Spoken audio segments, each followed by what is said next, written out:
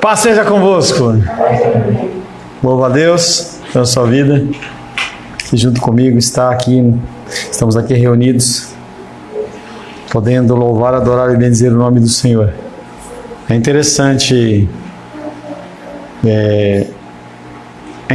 a vida. Essas 2 semanas que passaram, estive lá viajando, dando aula. Semana que vem ainda vou para Manaus ainda. Mas a gente vê a diferença, né, que Deus concede. A gente vê os missionários, a gente ora pelos missionários sem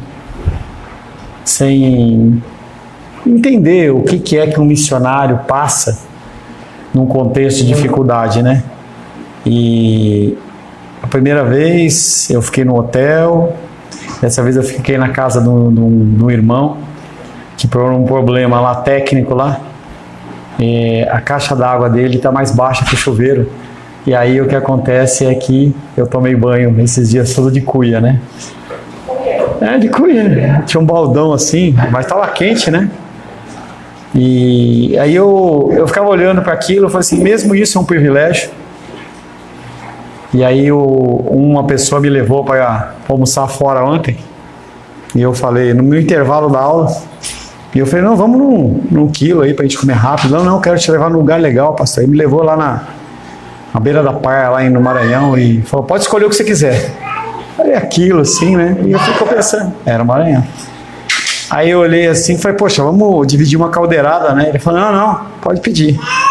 Aí ele pediu pra mim uma caldeirada, comi aquela caldeirada com aqueles camarãozão, aquele peixe, negócio saboroso, aquela vista do mar assim.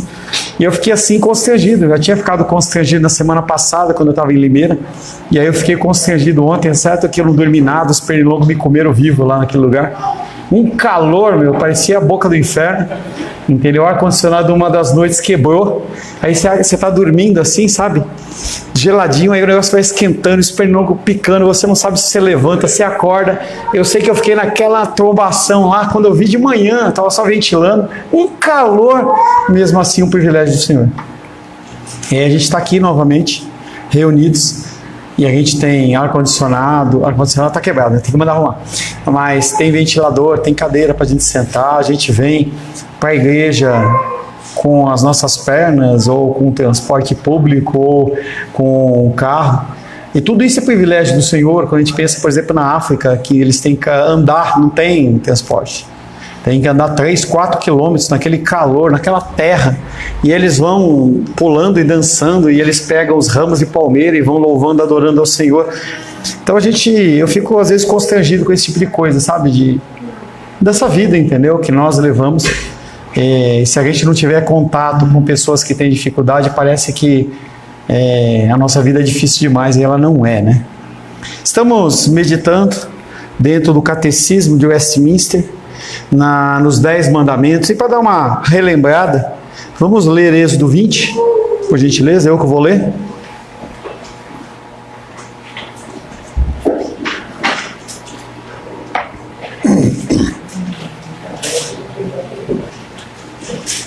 Êxodo capítulo 20, assim diz a palavra de Deus. Então falou Deus todas essas palavras: eu sou o Senhor teu Deus, que te tirei da terra do Egito, da casa da servidão. Não terás outros deuses diante de mim. Não farás para ti imagem de escultura, nem semelhança alguma do que há em cima dos céus, nem embaixo da terra, nem nas águas debaixo da terra. Não as adorarás, nem lhe darás culto, porque eu sou o Senhor teu Deus, Deus zeloso, que visito a iniquidade dos pais dos filhos até a 3ª e 4ª geração daqueles que me aborrecem, e faço misericórdia até 1000 gerações daqueles que me amam e guardam os meus mandamentos. 3º mandamento: não tomarás o nome do Senhor teu Deus em vão, porque o Senhor não terá por inocente o que tomar o seu santo nome, o seu nome em vão. 4º mandamento: lembra-te do dia de sábado para o santificar. 6 dias trabalharás e farás toda a sua obra, mas o 7º dia é o sábado do Senhor teu Deus. Não farás nenhum trabalho, nem tu, nem o teu filho, nem a tua filha, nem o teu servo, nem a tua serva, nem o teu animal, nem o forasteiro das tuas portas para dentro, porque em 6 dias fez o Senhor os céus e a terra, o mar e tudo que neles há, e ao 7º dia descansou. Por isso, o Senhor abençoou o dia de sábado e o santificou. 5º mandamento: honra teu pai e tua mãe, para que se prolonguem os teus dias na terra que o Senhor teu Deus te dá. 6º mandamento: não matarás. 7º: não adulterarás. 8º: não furtarás. 9º: não dirás falso testemunho. E 10º: não cobiçarás a casa do teu próximo, a mulher do teu próximo, nem o seu servo, nem a sua serva, nem o seu boi, nem o seu jumento, nem coisa alguma que pertença ao teu próximo. Palavra do Senhor, amém? Amém. Eu fiquei só esperando ver se ia ficar de pé, se não ficou, né? Mas tudo bem. É só da noite que é reverência, né? Uma leitura corrida do texto, sim, não versículos. E aí a gente tem que relembrar que no início desse caminhar desse povo de Israel, a gente vê Deus instaurando os 10 mandamentos, que são leis morais, que são válidas ainda nos dias de hoje. Todas elas são válidas. Quando você se depara com o guardar o dia de sábado, que nós começamos a meditar na semana passada, os adventistas, eles pegam esse versículo e dizem que eles são a única igreja que cumprem os 10 mandamentos, que nós, evangélicos, cumprimos apenas os 9. E o grande equívoco deles não é se a gente segue o 9 ou segue 9 ou 10, é que na verdade a gente não segue nenhum, entendeu? E esse é o engano deles. E essa ordenança, ela continua válida nos dias de hoje, e profunda que é, nós temos meditado. Nós começamos na semana passada a falar sobre o 4º mandamento, que é: mas ao 7º dia descansarás, falando sobre o descanso do sábado, sobre o dia de sábado.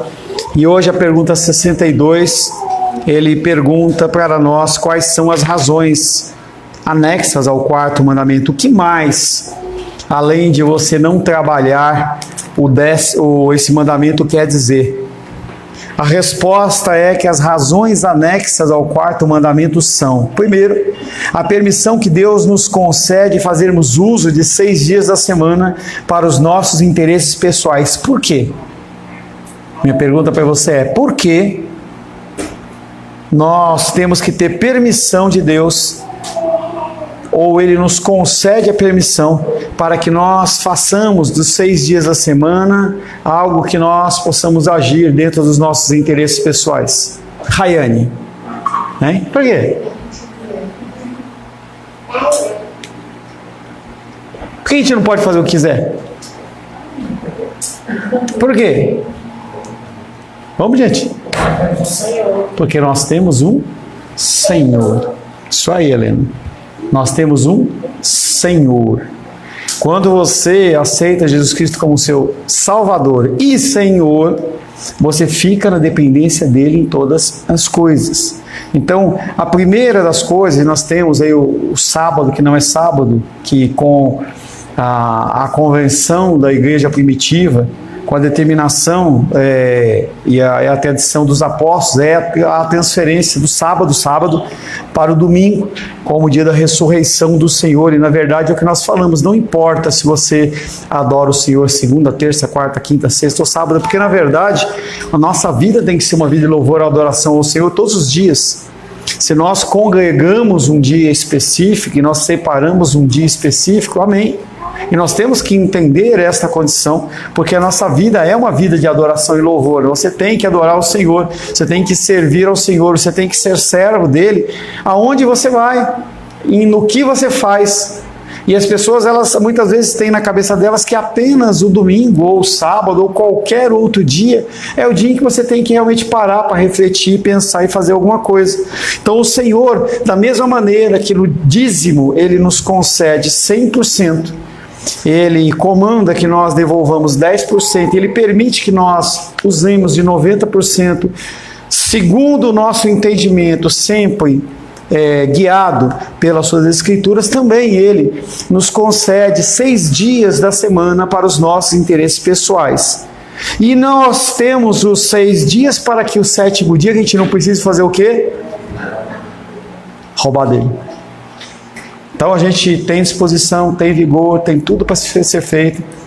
Tem o dia, 24 horas, a gente tem que programar, temos que fazer todas as nossas obras. E o que acontece normalmente é que as pessoas esquecem que o 7º dia não é nosso.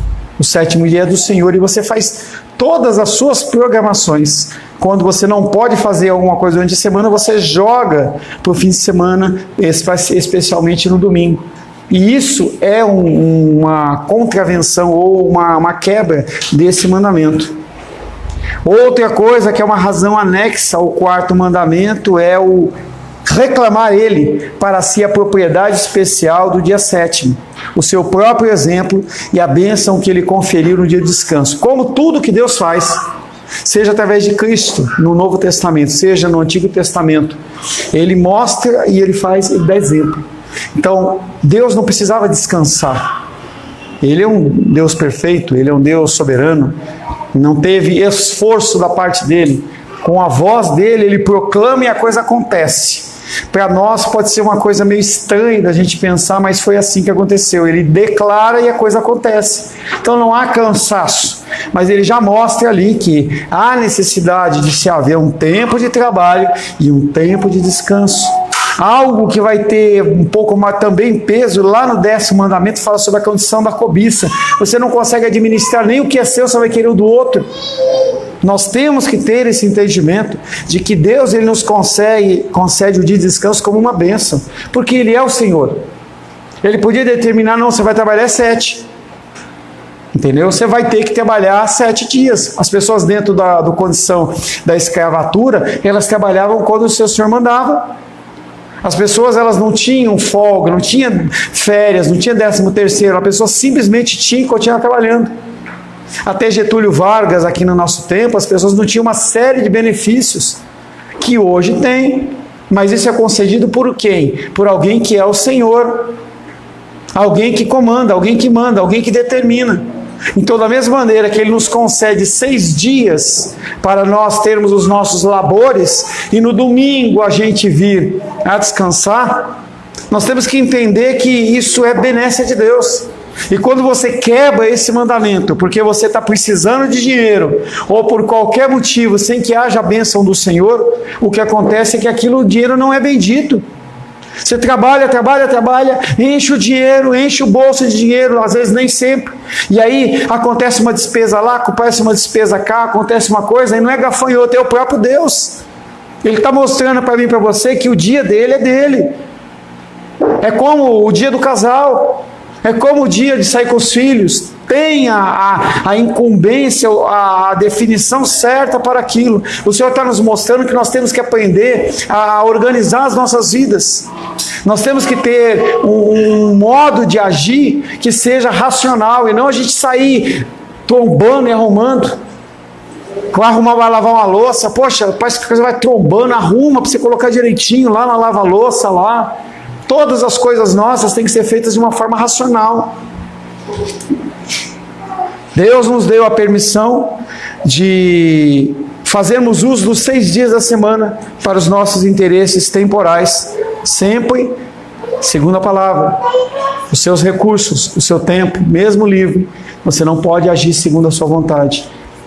Nós temos a condição de um Deus que Ele continua sendo soberano em todas as coisas, mesmo no seu tempo livre. Mesmo dentro do seu tempo de trabalho, Ele continua sendo soberano. Ele continua ordenando e comandando. E as pessoas elas acham que o cristianismo é apenas dentro da igreja. E o cristianismo é uma decisão de vida. Quando a gente fala de predestinação e eleição, eu estava na casa de um pastor lá no Maranhão. E ele não acredita, e eu falei, eu não vou arranjar confusão com ele, eu estou na casa dele, estou consumindo os recursos dele, ele está me abençoando e tudo mais, deixa ele falar, entendeu? E aí o entendimento de muitas pessoas é que eu posso viver uma vida desvairada dentro da predestinação, porque Deus, se quiser, Ele me resgata, entendeu? Em algum momento Ele me resgata. Nós temos que buscar ter uma vida digna. E aí os 10 mandamentos, eles vão exatamente nos dar esse norte. E o 4º mandamento, ele vem falando para a gente se organizar. A gente tem que prestar atenção. no que nós fazemos e como fazemos. As razões anexas do quarto mandamento são as mesmas dos outros. Então, apesar de nós estarmos falando novos mandamentos, a linha mestra, ela é a mesma. A linha central, a espinha dorsal, ela continua sendo a mesma. A dignidade intrínseca ou interna daquele que deu os mandamentos, o único Deus verdadeiro, o Deus eterno, todo-poderoso e infinitamente sábio, que dirige todas as coisas para o louvor da sua glória. Mandamentos, eles não são para ser questionados, eles são para ser obedecidos. Dentro do cristianismo com entendimento, mas para serem obedecidos.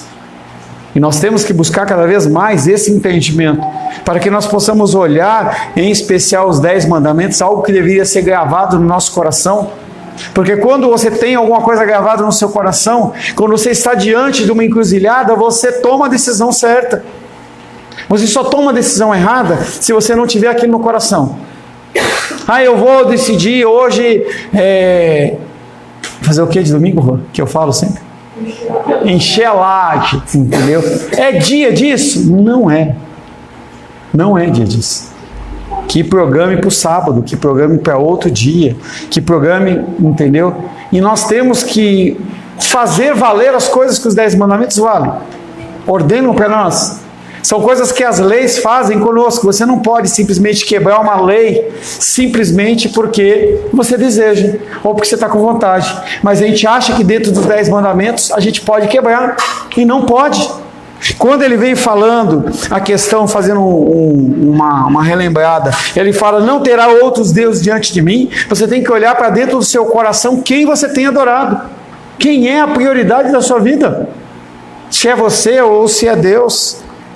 Não farás para ti imagem de escultura. Quantos ídolos temos construído no nosso coração? Coisas, pessoas, situações. Não tomar o santo nome do Senhor em vão. Como nós temos agido diante da palavra, a reverência diante do Senhor, tá? É aquele detalhezinho que eu falei para vocês. Quando você for fazer uma leitura de um texto corrido, entendeu? A reverência levanta. E se for um versículo você sentir, levanta. O Alisson, quando vai orar, ele levanta. Isso aí é uma condição de respeito com quem você está falando, com quem você está se dirigindo. E é um procedimento que nós temos que trabalhar no nosso coração. Porque senão a gente vai continuar sendo cristãos medianos que não entendem e não fazem nada, ou se fazem que nem a boiada. Eu faço porque todo mundo está fazendo. 1 Timóteo 6,16, Gene.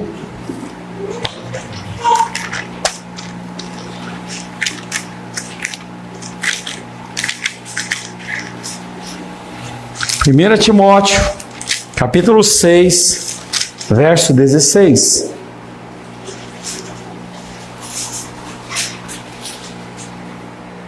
O único que possui imortalidade, que habita em luz inacessível, a quem homem algum jamais viu, nem é capaz de ver. A ele honra e poder eterno. Amém. Imortalidade, não imortabilidade. Combate o bom combate da fé. Paulo fechando a carta dele a Timóteo. Toma posse da vida eterna, para a qual também foste chamado e que fizeste a boa confissão perante muitas testemunhas. Exorto-te perante Deus, que preserva a vida de todas as coisas, e perante Cristo Jesus, que diante de Pôncio Pilatos fez a boa confissão, que guardes o mandamento imaculado, irrepreensível, até a manifestação do Senhor Jesus Cristo. Guardes o mandamento imaculado. Que mandamento? Os 10 mandamentos. Quando lá no final do Evangelho, ele fala aí de pregar o Evangelho a toda a criatura, ensinando todas as coisas que vos tenho comandado, ele está falando das bem-aventuranças, que é um espelho de como o cristão deve viver, que está lá em Êxodo 20. Nós temos que entender que ser cristão existem normas e existem regulamentos, a qual em suas épocas determinadas, verso 15, há de ser revelada pelo bendito e único soberano, o Rei dos reis e o Senhor dos senhores, o único que possui imortalidade, que habita em luz inacessível, a quem homem algum jamais viu, nem é capaz de ver. A Ele honra, poder eterno, amém. E esse Deus, essa linha mestra, essa espinha dorsal que rege os 10 mandamentos e que comanda para que nós vivamos segundo essas ordenanças. Se você não quer, se você não está afim, se você não entende, busque entender. É uma coisa que nós trabalhamos uma vez lá no grupo dos homens. Se você é ignorante, se você não sabe, nós estamos prontos a te ensinar. Mas se você não quer, você é um covarde. Vai embora. Não fica atrapalhando, não. Não atrapalha, porque uma fruta estragada, ela estraga toda a fruteira. Estraga. E a gente vê isso na própria condição natural. Cristo é o pleno cumprimento do sábado. Por mais que os adventistas eles queiram levantar a bandeira de que eles são as pessoas que cumprem os 10 mandamentos, e nós só cumprimos 9, porque nós não guardamos o sábado, eles esquecem que Cristo é o pleno cumprimento do sábado. Ele vem eliminando as leis cerimoniais, mas as leis morais elas continuam válidas, tanto que seja sábado, seja domingo, seja segunda, terça ou qualquer outro dia, você tem que ter um dia na presença do Senhor, um dia especial. Da mesma maneira que cada dia você tem que ter o seu tempo de oração no começo do dia. Você tem que parar para você poder consagrar o seu dia. Falava, se não me engano, com a Júlia essa semana. Por que não no fim do dia? Porque no começo do dia que você consagra. É com o seu dízimo que você consagra as suas finanças. É com o domingo que você consagra, de segunda a sábado que você vai trabalhar. São formas de você abençoar aquilo que você não tem como trabalhar, mas Deus faz. E Ele nos dá o caminho para isso.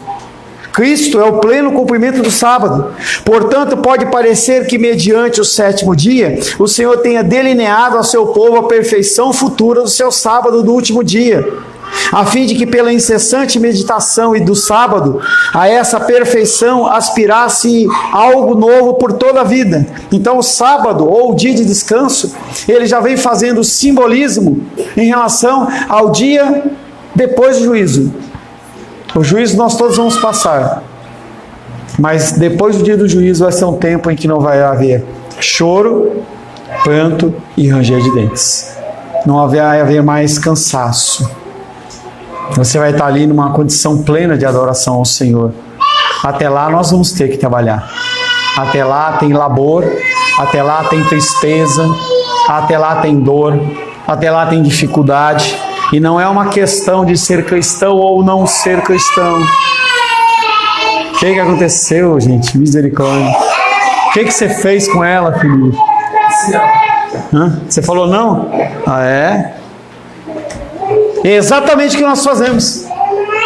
Quando Deus diz não para nós, a gente chora, esperneia. Talvez não seja exteriorizado como a Heloísa, mas nós exteriorizamos através da nossa falta de compromisso com o Senhor. Eu fiquei olhando, eu não estou falando especificamente a ninguém, e eu venho meditando na minha mente. Em qualquer dia desse eu vou fechar essa porta no horário antes do culto, na hora que acabar o culto.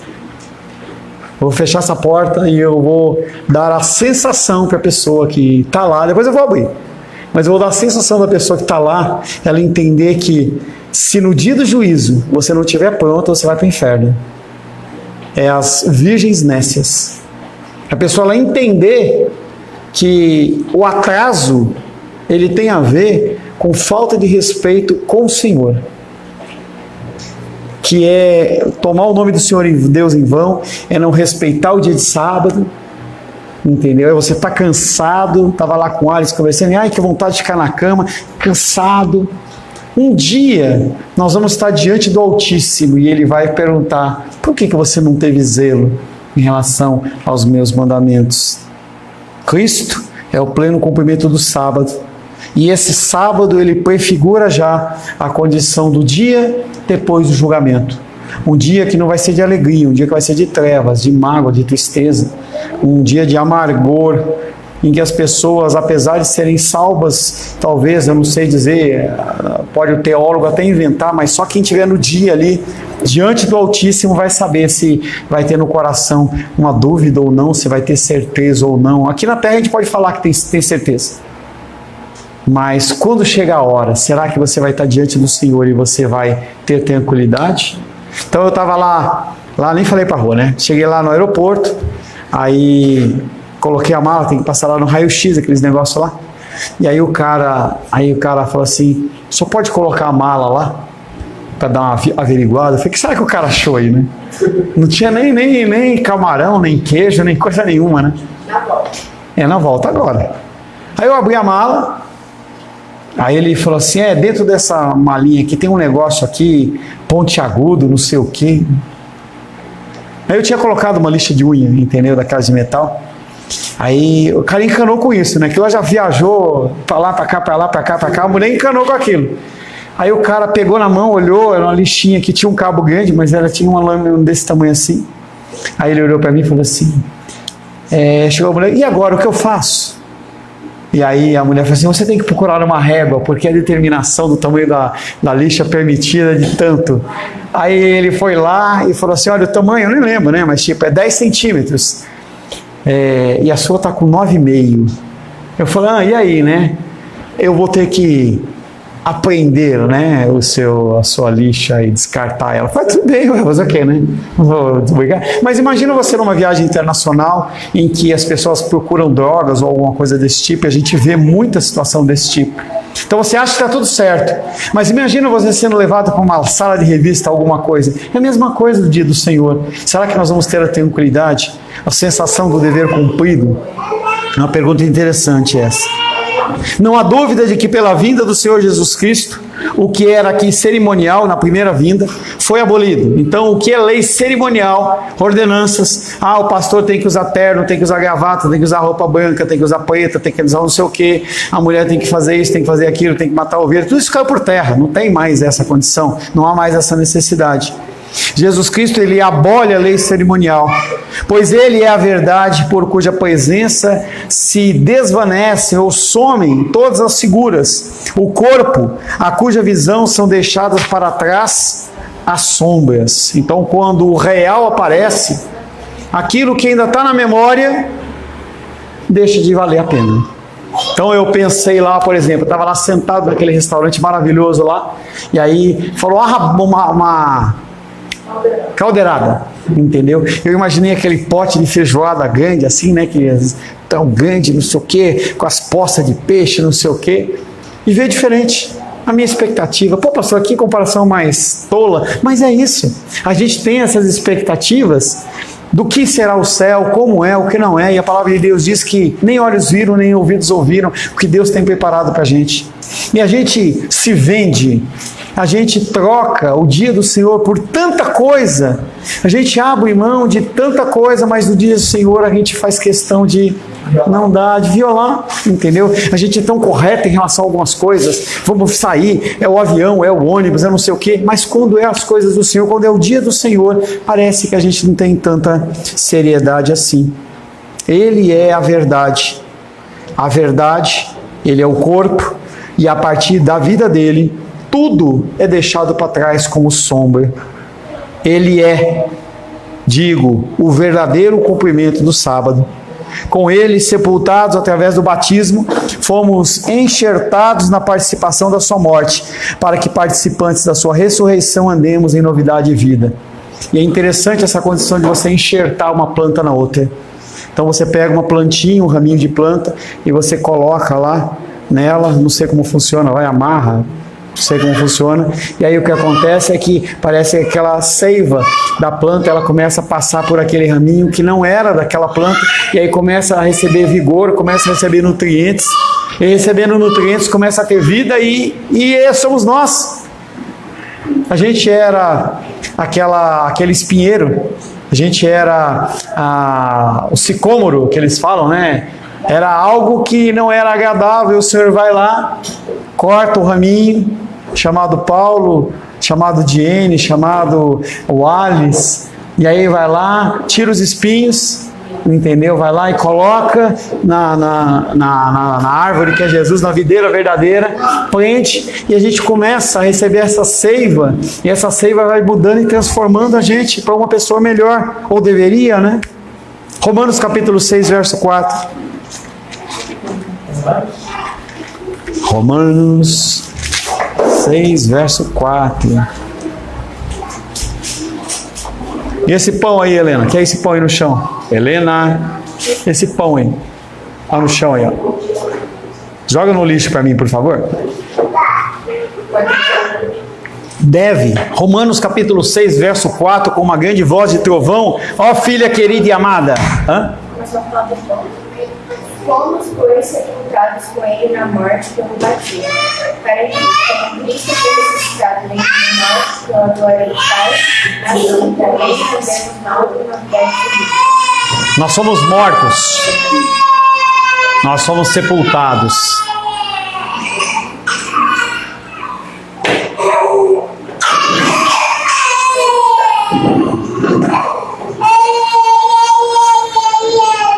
Fomos, pois, sepultados com ele na morte pelo batismo,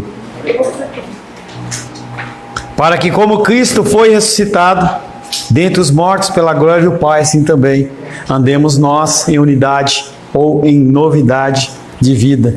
Por isso escreve o apóstolo que o sábado tem sido uma sombra da realidade futura, e que o corpo, isto é, a sólida substância da verdade, que bem explicou nessa passagem, está tudo expresso em Cristo. Colossenses 2,17. Comigo a Heloísa não chora.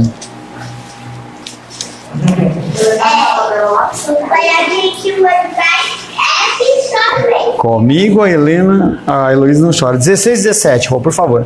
Ninguém, pois, nos julgue por causa de comida e bebida, ou dia de festa, ou lua nova, ou sábado, porque tudo isso tem sido sombra das coisas que haviam de vir, porém o corpo é de Cristo. Tá, o verso 16 ele vem mostrando, foge da religiosidade, dessa condição da idolatria, de pensamentos que eu tenho que agir de um jeito ou de outro, a cadeira tem que estar assim, eu tenho que estar com esse pensamento, a minha roupa, não sei o que, meu cabelo, é tudo em Cristo.